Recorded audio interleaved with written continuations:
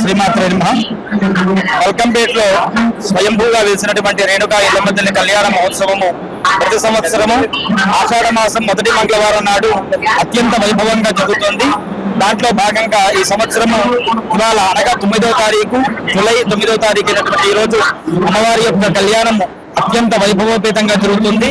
అలాగే లక్షలాది సంఖ్యలో భక్తులు కూడా తరలి వచ్చి అమ్మవారిని దర్శించుకొని అమ్మవారి కృపకు పాత్రలు అవుతూ ఉన్నారు.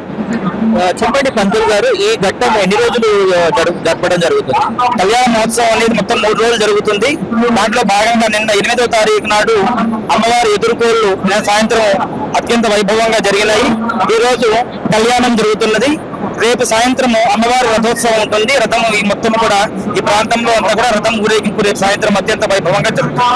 తదుపరి కాలం అంటే అమ్మవారిని అంటే మందిరంలో పంపించే ముందు వివిధ కార్యక్రమాలు ఏమైనా చేపడతారా?